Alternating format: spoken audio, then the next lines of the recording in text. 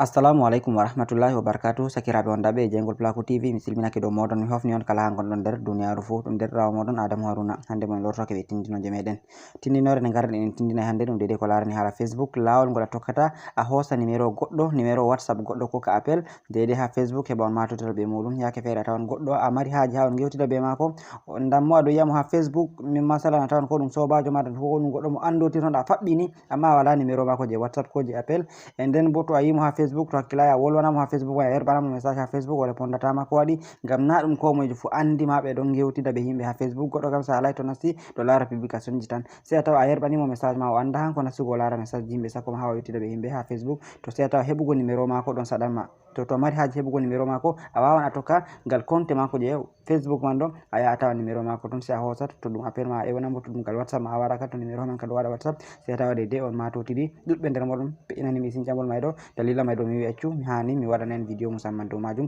kam may ɗo marɗo haaje larugo sintinnore may ɗo fu latana vidéo may ɗo hakkilo diga arande ha yahugo ragare heɓa fama dede no ka tammi salorago. Amma hedde ko mayɗo miɗo toro dede kala ɓen ɓe abonayi fu ta gijjite warugo less ragal jungo moɗon nyamo ha bindi bodeji ɓe vindi abonné ɗo on gara on mema dow maji banni ɓawa ton memi dow maji on dade alama kungel feere wari banta alama lenguru sai on mema dow magel banni ɓawa ton memi dow magel on dari ko garti hankon taton sai gar on mema ngel dow to ɗon hokkata on dede kala nde min gerɓi vidéo kesol fu on daragol be koyɗum nonnon tan gijjite warugo dede ha alama kolel like ɗo on gara on mema dow magel to on memi dow magel on gingel garti amblé ɗo on hollata dede vidéo may ɗo ngol fottani on ta gijjite warugo ha less babal commentary on accana min commentary je encourage tamin heɓa min gada ko waddunogon vidéo ji tilimɗi nonnon miɗo toro on ta gijjite warugo dede ha babal alama sharing ma bo partage ɗo on partage lien vidéo may ɗo ha nder groupe ji moɗon WhatsApp, Facebook, Telegram e ko nandi be majum heɓa sakiraɓe ɗuɗɓe nasta ndara mbotoro be majum.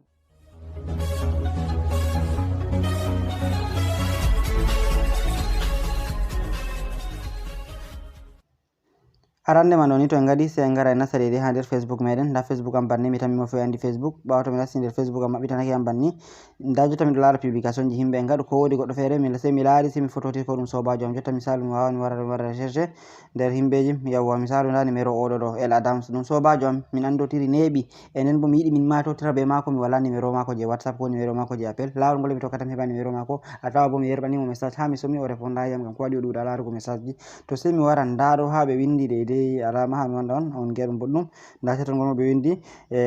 voilà section à propos de El Adams mi tan mi laari a lara ɗum dede ko bayaniji mako o goɗɗo to numéro téléphone mako ɗume ɗume ko nandi be majum ni ha mi wandin alama ɗo ha mi loro mi wanna en heɓa dede ndaron ɗum boɗɗum mi tan mi on dari nda ha chatol ngol ɗo ni voilà section à propos de El Adams goɗɗo mo inde man nonno inde mako woniri fu a yiyan inde mako ɓe gaɗi inde mako sai a wara nata dow majum banni ɓawata nati dow majum banni to a dirtowake ni yawa dirtowo less ɗo mi tan mi on dari nda dede numéro mako man ɗo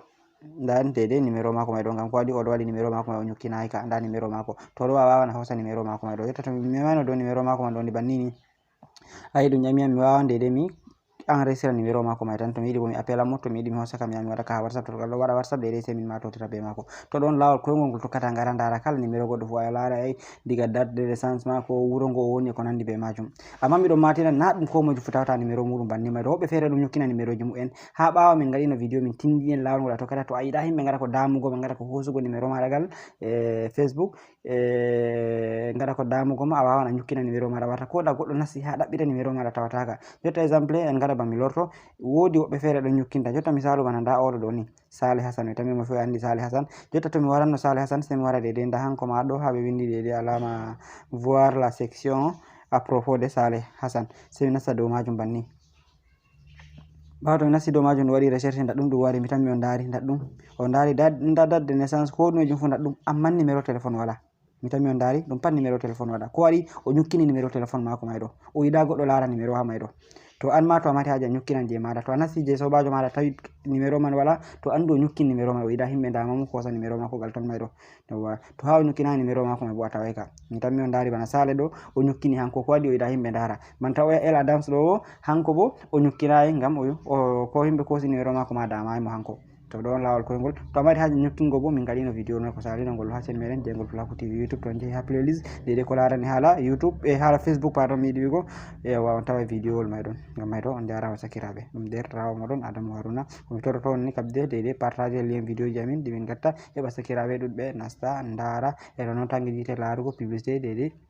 ɗum ɓe gatta ha arande vidéo ji amin ko caka maji ko ha ragare maji heɓa deidei minon bo min mara avantage ha majum. Ngam mai ɗo sei to en potti ha vidéo tammigol warugo yeso. Wassalamu alaikum.